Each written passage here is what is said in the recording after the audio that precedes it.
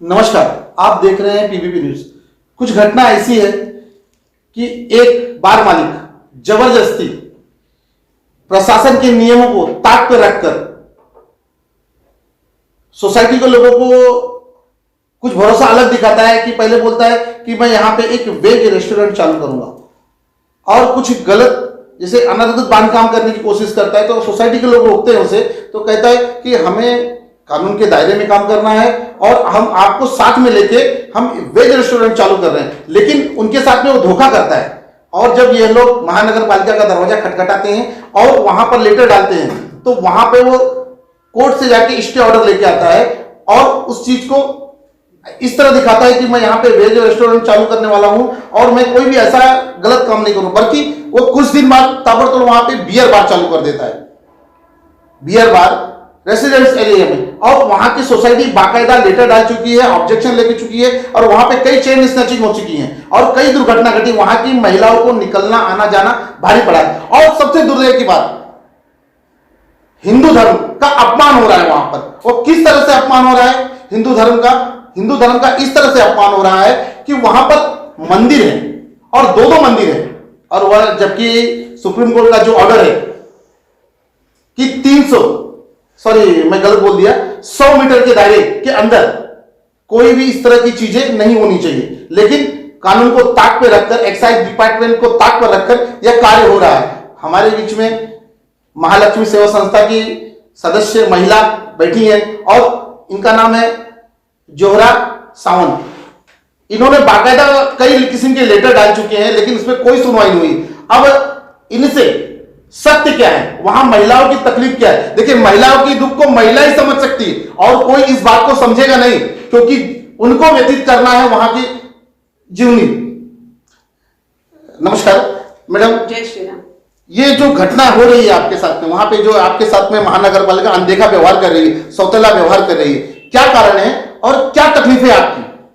Sir, जैसे मैंने आपको बताया कि यशवंत विवाह टाउनशिप में एक बनारस फैमिली वेज रेस्टोरेंट के नाम से शुरुआत हुई थी, जबकि ये बंदे ने पहले ही विचार कर लिए थे कि इसे बार एंड रेस्टोरेंट खोलना है।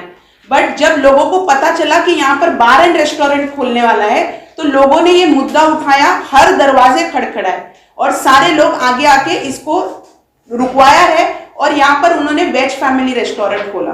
अचानक से कुछ दिनों के अंदर क्या होता है हमें समझ नहीं आता और रातों रात ये चेंज होकर फैमिली बार एंड रेस्टोरेंट हो जाता है। जबकि ये आवाज उठाने के पीछे बहुत सारे मुद्दे थे कि बाजू में हॉस्पिटल है, मंदिर है, रेसिडेंशियल एरिया है। रेसिडेंशियल एरिया मतलब वहां मेरे छोटे छोटे बच्चे, मेरी छोटी छोटी बहनें, मेरी बड़ी बड़ी बहनें वहां पर रोज उतरती है, वॉकिंग करती है, रोज उनका अपने बच्चों को छोड़ने लेने आने जाना, भाजी लेना करना, हर चीज वहीं से शुरू होती है। तो मुझे बताइए कि ऐसे एरिया में जब इतना बड़ा टाउनशिप में आप बार एंड रेस्टोरेंट की परमिशन कैसे दे सकते हो?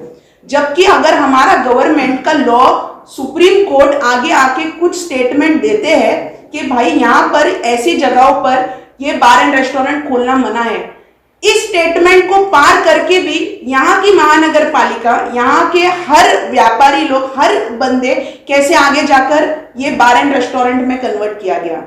दुख तो बड़ा इस बात का है, जिसने ये रेस्टोरेंट खोला है वो भी एक हिंदू भाई है।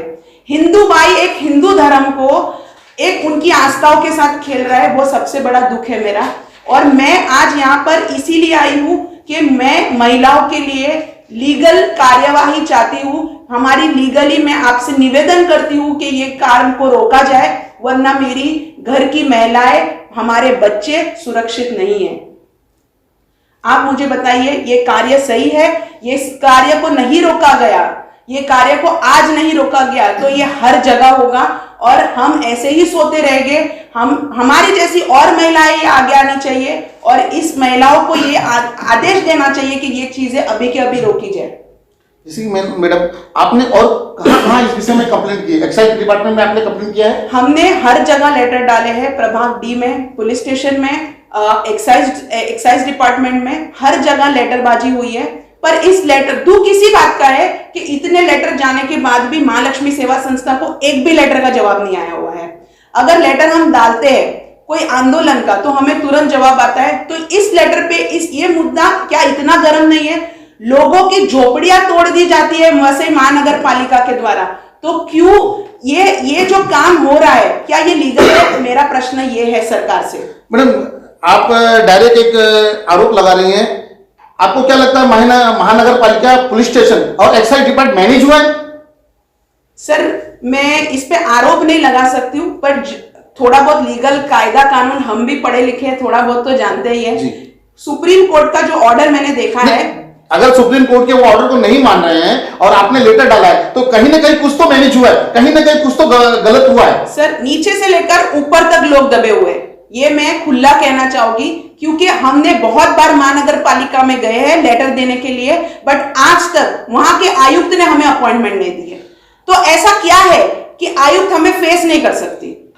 मैडम, आपने तो एक पक्ष ये रख लिया महानगर पालिका, एक्साइज डिपार्टमेंट में आपकी अधिकारियों से मुलाकात हुई या बातचीत हुई, उस पर क्या एक्शन मिला? सर, हमें अभी तक किसी ने भी अपॉइंटमेंट नहीं दिया है। जैसे मैंने कहा, लेटर हमने हर जगह दिए, हमारे पास सबकी रिसीविंग कॉपीज है, बट ये लेटर डालने के बाद भी अगर हमें जवाब नहीं आ रहा है तो आप क्या समझोगे इस चीज को? नेक्स्ट स्टेप, जैसे कि अगर आपकी बात नहीं सुनी जाती है और आज भी वहां पे बार चालू है और आगे भी बार रहेगा और दुर्घटना भी होगी, क्योंकि जब वहां से पी के कोई निकलेगा तो महिलाओं से छेड़छाड़ भी होगी, चीज होगी, कुछ एक मर्यादित भंग होगी, उसके बाद आपका क्या स्टेप रहेगा या अभी आप ताबड़तोड़ के एक्शन लेने वाली हैं इस विषय में? जैसे कि मैंने उस लेटर में हमारी संस्था ने एक वक्त दिया हुआ है कि दिसंबर तक अगर इस पे कोई कार्यवाही नहीं हुई तो हमारी टीम उपोषण पे बैठेगी और आगे जो भी कार्य होगा, जो भी लड़ाई होगी, इसके लिए जवाबदार सिर्फ और सिर्फ प्रशासन होगा। प्रशासन में एक्साइज डिपार्टमेंट भी है और महानगर पालिका भी है, तो आप दोनों को टारगेट रहेंगे कि ये इनकी जवाबदारी की वजह से हो रहा है, इनकी गलतियों की वजह से, इनकी नाकामी की वजह से हो रहा है। आपका कहना यही है? यस सर, ये बट ऑब्वियस इनकी परमिशन के बिना ये बार शुरू नहीं हो सकता था, इनकी परमिशन के बाद ही ये शुरू हुआ है। और रातों रात परमिशन कैसे आई? अगर यहाँ पर वो बंदा जाकर स्टे ऑर्डर ला रहा है, बाहर सारे काम जितने भी किए हैं सोसाइटी के प्रीमाइसिस के बाहर किए गए हैं, ये काम अलाउड ही नहीं है। नीचे बंदा 25,000 लीटर की टाकी का काम कर रहा है, बाहर पूरा एरिया घेरा हुआ है, बिना बोले वो दीवार बना रहा है और वहां पर बैठकर लोग दारू पी रहे हैं। इससे ज्यादा आपको मैं क्या बता सकती हूँ? देखिए, महिला का कहना साफ स्तर पे है, कहीं ना कहीं कोई ना कोई गोलमाल है, कहीं ना कहीं कोई ना झोलझाल है, अन्यथा इस बड़े स्तर पे रेस्टोरेंट बनता है और सोसाइटी की जमीन हड़पता है, फुटपाथ हड़पता है और कई अनलीगल काम करता है, उसके बावजूद उसे रोका नहीं जाता और उसका मन बढ़ता है। इसमें कहीं ना कहीं बहुत बड़ा कुछ न कुछ काला गोरा धंधा हुआ है, इसकी जांच होनी चाहिए। मैं महानगर पालिका के आयुक्त महोदय से निवेदन करूंगा, अनिल पवार जी इस पे जागे। मैं एक्साइज डिपार्टमेंट के एसपी, डीएसपी और यहाँ के जो सर्कल इंस्पेक्टर हैं उनसे भी इस विषय में बात करूंगा और कहूंगा कि सर, आपसे मेरा नम्र निवेदन है कि एक महिला के दुख और उसके दर्द को समझो। एक महिला कब आती है? जब उसे उसकी सहनशीलता से बाहर कोई चीज हो जाता है तब आती है। आज कहीं ना कहीं इन्हें दुख हुआ होगा, इनकी भावना आहत हुई होगी, तब जाके ये एक कैमरे के सामने और लोगों के सामने आई है और अपना दुख व्यक्त किया है। तुरंत से तुरंत इस पे जल्द से जल्द कार्रवाई करना चाहिए, अन्यथा अगर कोई उग्र आंदोलन होता है तो इसके जवाबदार महानगर पालिका व एक्साइज डिपार्टमेंट होगी। जय हिंद, जय महाराष्ट्र।